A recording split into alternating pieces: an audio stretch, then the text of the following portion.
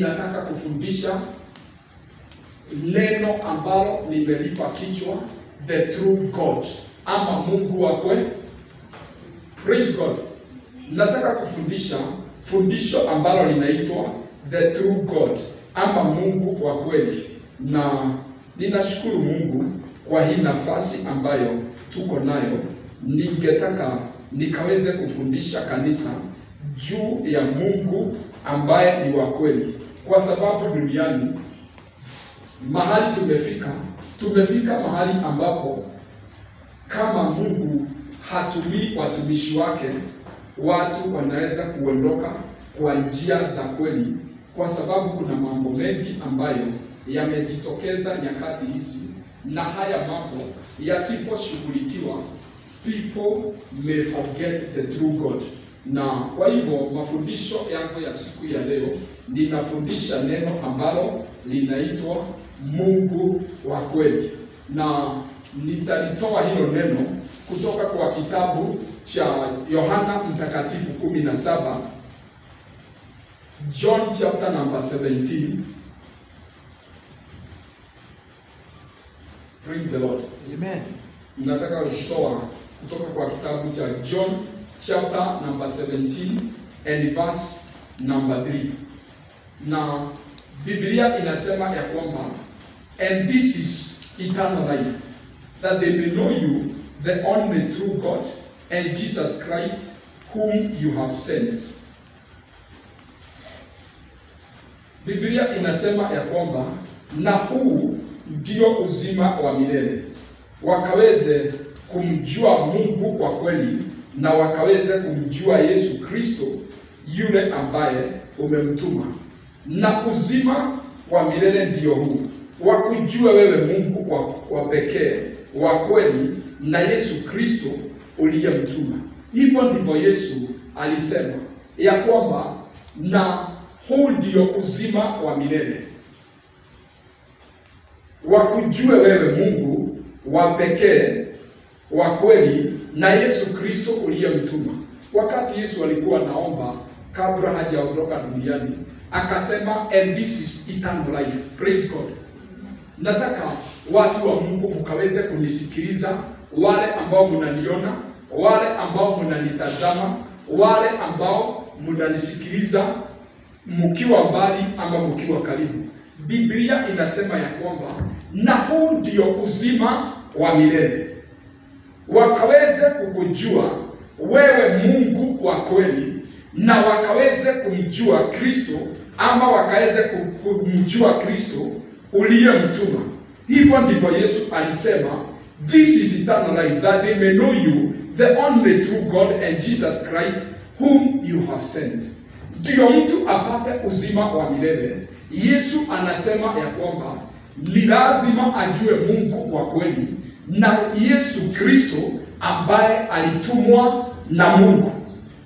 Bila kumjua Yesu Kristo na bila kujua Mungu, maandiko inasema ya kwamba hakuna uzima wa milele. There is no eternal life. If there is to be eternal life, you must know God, and you also must know Jesus Christ, who is sent by God the Father. Amen. Nasema haya siku ya leo kwa sababu mahali dunia imefika, tusiporudishwa kumjua Mungu wa kweli, kuna hatari ya kwamba watu wanaweza kupotea ama watoke kwa njia ya kweli. Siku ambazo tuko nazo, watu wamefika mahali ya kwamba ukienda mahali popote, ukiambia ya kwamba tunaabudu Mungu, watu wanakubaliana bora tu kuabudu. Lakini siku ya leo Bwana amenituma na hili neno kwa watu wa Mungu wasikilize, ya kwamba ndio kuwe na uzima wa milele mpaka tumjue huyu Mungu wa kweli. Na Bible wakati inasema Mungu wa kweli, imesema hivyo sio kimakosa. Imesema the only true God, kwa sababu there are so many gods, but the true God that I am preaching about today is the one who sent Jesus Christ. Amen.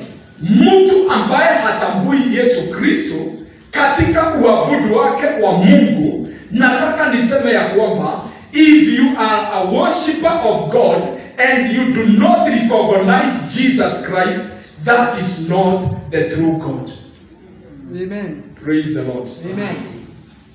Bible inasema ya kwamba mtu ambaye anatambua Yesu Kristo katika uabudu wake wa Mungu, maandiko inasema ya kwamba you have eternal life. Na ningetaka nikaweze kuongeza juu ya hiyo kitabu cha Yohana, the same epistle of John, ama the same gospel of John, chapter number 3 and verse number 32. Ningetaka tukaweze kwenda nawe katika hiyo maandiko, the same gospel of John, chapter number 3, verse number 32 to the verse number 36. Na nitasoma kwa haraka, na nikisoma tutaweza kusikia ama kuelewa what the Spirit of the Lord is saying today. Verse number 32, Biblia inasema ya kwamba, allow me just a little bit. Ninataka nisome mpaka ya Kiswahili ndio kila mtu akaweze kuelewa.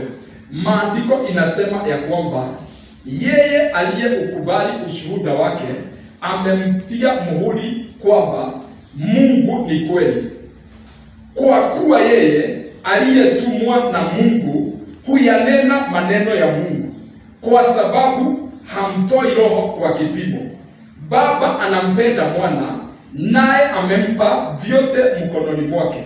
Amwaminie mwana yuna uzima wa milele. Asiyemwamini mwana hataona uzima, bali ghadhabu ya Mungu inamkalia. Biblia inasema ya kwamba yeyote ambaye ameamini ushuhuda ambao Kristo ametoa, ameweka muhuri ya kwamba God is true. Bwana asifiwe. That is what the Bible says, ya kwamba and whoever has heard and whoever has seen and heard that he testifies. Oh, sorry.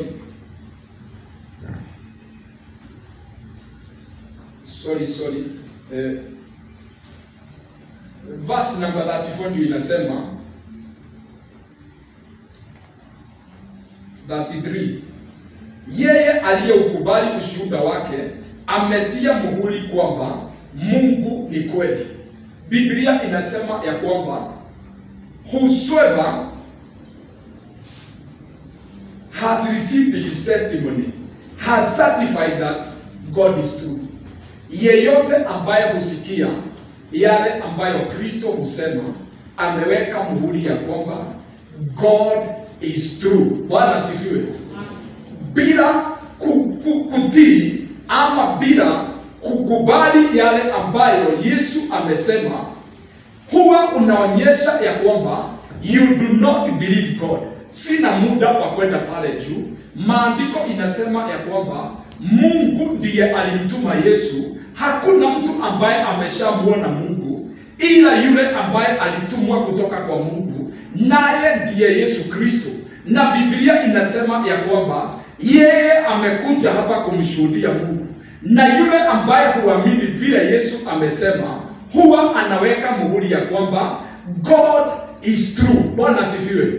Hakuna mtu ambaye ameshawahi enda juu mbinguni ndio akuje kutuambia ya kwamba nitakufundisha mambo ya Mungu ama nitataka kushuhudia Mungu.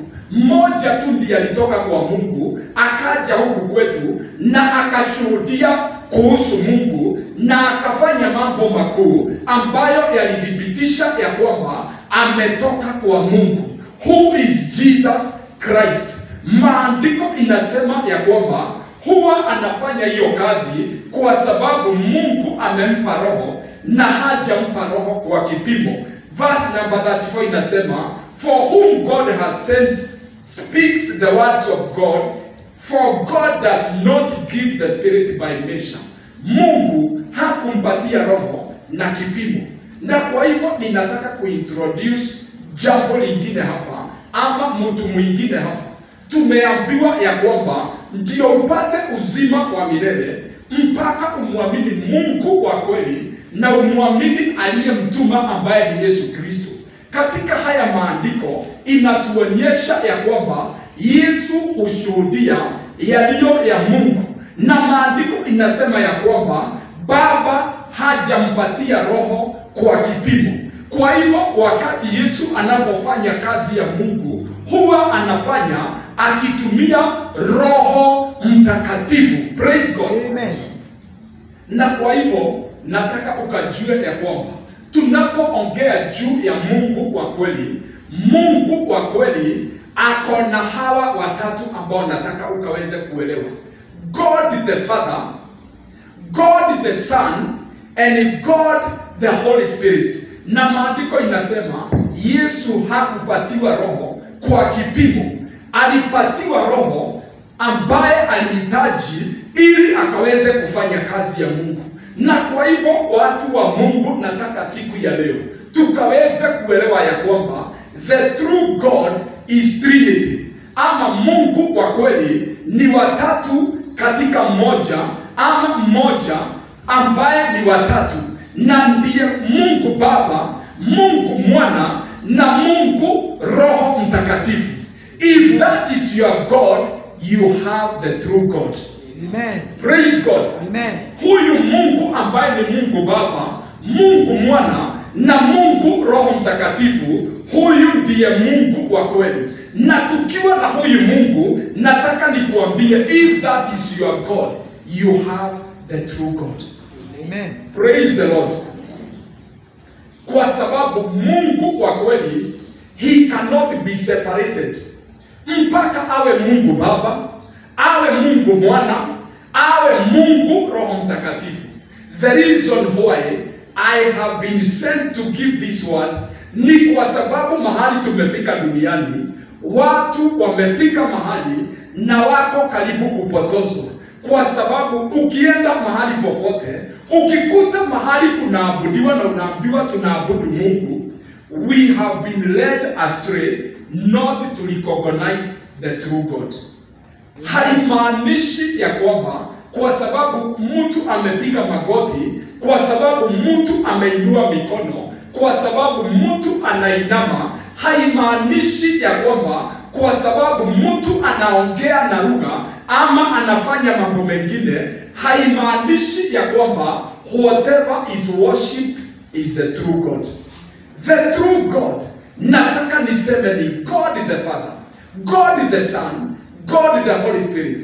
Na katika Biblia, wakati watu wa Mungu wanamwabudu, wakati tukienda kwa Biblia, ukute mahali anaabudiwa na wale ambao wanamjua. If we go to the book of Isaiah chapter number 6, na pale mwanzo, ama tuende kwa the book of Revelation, utakuta ya kwamba wakati makerubi wanamwabudu, huwa wanasema holy, holy, holy is the Lord Almighty. Praise God. Wanasema mara tatu, holy, holy, holy is the Lord Almighty. Kwa sababu wanajua ya kwamba this God is Trinity. Amen. Bwana asifiwe. Amen. Kwa sababu wanajua ya kwamba the true God is Trinity. And that is why when they go to worship him, they do not say 6 times or 20 times or 2 times. They say holy, holy, holy is the Lord Almighty. Katika kitabu cha Isaiah walisema ya kwamba holy, holy, holy is the Lord Almighty, and the whole earth is full of his glory. Kwa sababu wanatambua the true God, who he is, and they are able to differentiate ya kwamba this true God is Trinity. Watu wa Mungu, without the Trinity of this God, that is not the true God. Amen. Bwana asifiwe. Amen. Biblia inanionyesha ya kwamba wakati Mungu alipo nataka nikaweze kulisoma neno ambalo limenishangaza katika kitabu cha Matendo ya Mitume, Acts of the Apostles. Ninaona chapter number 17. Chapter number 17, kama unaweza kuungana nami, Matendo ya Mitume chapter number 17. Biblia inasema ya kwamba the Bible says verse number 31. Tuanze verse number 30 na tukienda mpaka verse number 31. Biblia inasema ya kwamba, I want to read. Basi zamani zile za ujinga Mungu alijifanya kama hazioni, bali sasa anawaagiza watu wote kila mahali watubu, kwa maana ameweka siku atakayowahukumu walimwengu kwa haki kwa mtu yule aliyemchagua, naye amewapa watu wote udhabiti wa mambo haya kwa kumfufua katikati ya wafu. Maandiko inasema ya kwamba because he has appointed a day on which he will judge the world in righteousness by the man whom he has ordained, he has given assurance of this to all by raising him from the dead. Biblia inasema ya kwamba wakati wa kitambo ambapo watu walikuwa wanaabudu miungu ingine yoyote, Bible inasema God overlooked. Hakutia ama hilo jambo hakulichukulia kwa ukali sana, ama wakati huo maandiko inasema ya kwamba alijifanya kama hazioni, kwa sababu Mungu alielewa ya kwamba hata kama watu wanaenda kwa mlima ama kwa mti ama wamechonga sanamu na wanainamia, alijua ya kwamba hawa watu kuna kitu wanajua ya kwamba there is a higher being, there is a mightier being than us, and they were trying to worship that greater being. Bwana asifiwe. Na kwa hivyo, kwa sababu Mungu hakuwa amejifunua kwa watu, hata wakienda na waabudu kwa mlima waseme tupe mvua, Mungu alikuwa anawapa, kwa sababu maandiko inasema zilikuwa zama za ujinga. Na siku moja, kuna wakati nilikuwa naambia watu ya kwamba ukiona mtoto wako umkute anakula matope ama anakula vitu zingine ambazo si nzuri, mtoto hawezi ukamhukumu, kwa sababu utaelewa ya kwamba huyu mtoto ni njaa inamsumbua. Utamshughulikia, umpatie chakula, kwa sababu unajua ya kwamba kile ambacho anafanya tu kwa sababu ni mtoto, ni mjinga. Lakini mtu mkubwa ukimkuta akifanya mambo kama hayo, hautamfanya kama mtoto, mpaka umwangalie kwa njia nyingine, either apelekwe kwa hospitali ambayo itachunguza akili yake ama kitu kingine, kwa sababu hii si kawaida kwa mtu mkubwa. Biblia inatuonyesha ya kwamba zile zama za kitambo, wakati watu walikuwa wanainamia hiyo miungu, maandiko inasema God overlooked in those times of ignorance. Lakini siku ya leo maandiko inasema ya kwamba kila mtu amemjua Mungu wa kweli, na Bible inasema ya kwamba he commands everybody to repent. Bwana asifiwe. Siku ambazo tuko nazo, nobody has got excuse not to worship the true God. He has been preached kupitia kwa maredio, amehubiriwa makanisani, amehubiriwa hata mitaani, amehubiriwa kwa watu kuletewa vitabu. Na kwa hivyo siku ya leo Bible inasema ya kwamba nobody has got excuse not to worship the true God.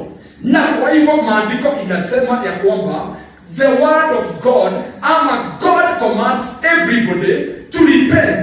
Kama unaabudu miungu ingine yoyote na sio huyu Mungu wa kweli, Biblia inasema ya kwamba God commands you to repent.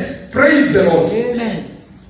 Na maandiko inasema ya kwamba wale ambao hawajapokea hiyo ushuhuda wa kitabu cha John, maandiko inasema ya kwamba ghadhabu ya Mungu hukaa juu ya wale ambao wamekataa Yesu Kristo.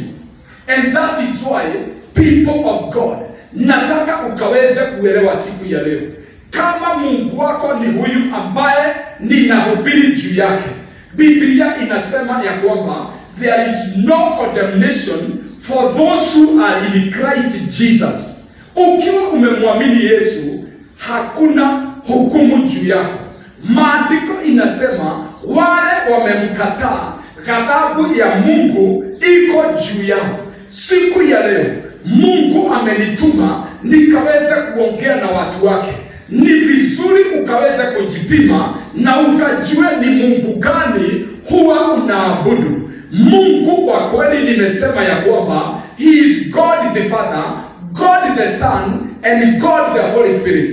Kwa sababu ya muda nataka tu nikakukumbushe ya kwamba wakati Mungu aliamua kujiintroduce tena duniani, alimchagua Abraham ambaye alimtoa kwa nchi yao akampeleka katika nchi ya ahadi, lakini akawa mtu ambaye anatembea katika nchi ya ahadi na hakuwa amepatiwa. Na Mungu akamwambia ya kwamba uzao wake utaenda Misri, watakaa huko miaka 400 na watateswa, lakini Bwana atawatoa kwa mkono ulio hodari na mkono ambao umenyooshwa. Wakati alipokuwa anawatoa hapo, alifanya miujiza haijawahi fanyika tena duniani, mpaka Misri na miungu yao ikasema ya kwamba sasa huyu Mungu ameliko Mungu wetu. Praise God. Nataka nikawatie nguvu watu wa Mungu ya kwamba yule Mungu tunayeabudu, he cannot be compared to any other God. Hata hiyo miungu yenyewe huwa inajua ya kwamba huyu Mungu wa Israeli, Mungu ambaye nimesema ni Mungu Baba, Mungu Mwana na Mungu Roho Mtakatifu, he cannot be compared to any other God.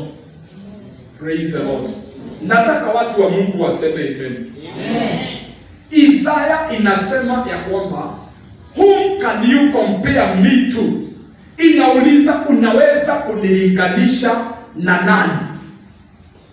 Jambo moja nataka dunia ikajue siku ya leo ni kwamba Mungu wetu huwa ako na wivu, kwa sababu nimesema ya kwamba yeye tu peke yake ndiye Mungu, hakuna mwingine.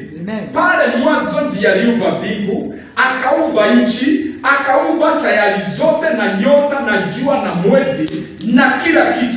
Na mpaka siku ya leo maandiko inasema kwa kitabu cha Hibrania ya kwamba he upholds the universe by the word of his power. Vitu zote ni yeye amezishikilia. Na kwa hivyo ninataka niseme yeye tu peke yake ndiye Mungu. Na kwa sababu ndiye Mungu, Mungu anaagiza kila mtu. Kama kuna miungu ingine ambayo imekuwa ikiabudiwa, anaagiza kila mtu repent. Praise God. Amen. Kwa sababu hawezi kushare hiyo hali yake ya kuwa Mungu, hawezi kugawana na miungu ingine. Watu wa Mungu, ninapoenda kumaliza siku ya leo, nataka nikuambie ya kwamba yule Mungu aliyekuwa na Musa, yule Mungu ambaye alikuwa na Yesu Kristo, yule Mungu ambaye alikuwa na mitume kwa kitambo, he is the God that I'm preaching about today. Na hata siku ya leo ako tayari kukutendea chochote utakacho. Amen.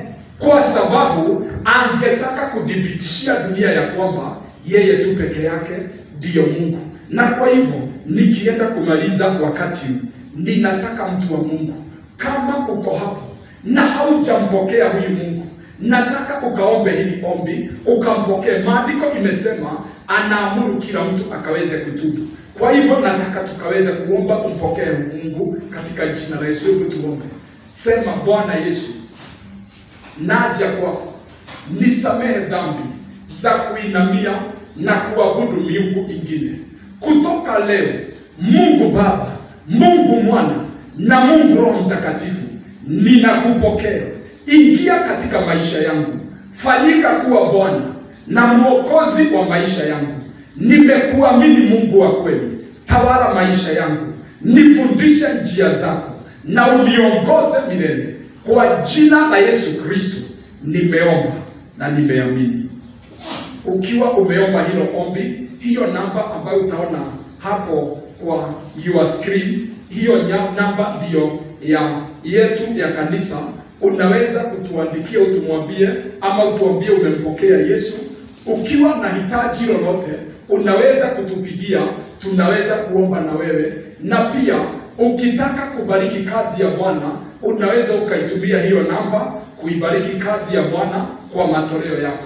Bwana awabariki. Nataka wakati kabla sijamaliza, ukiwa na hitaji lolote ambalo uko nalo, nataka tukamuite huyo Mungu akutembelee na akaweze kukushindania.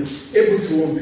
Baba, katika jina la Yesu, wasikilizaji wangu wote wanaonitazama, nimekuomba ukawakumbuke mahali popote walipo. Nimekuita katika jina la Yesu, nguvu zako za kuwashindania, nguvu zako za kuwainua, nguvu zako za ukombozi zikawafikie, kwa sababu wamekuamini na wametubu mbele zako. Ninaomba ukawatendee miujiza hawajawahi tendewa.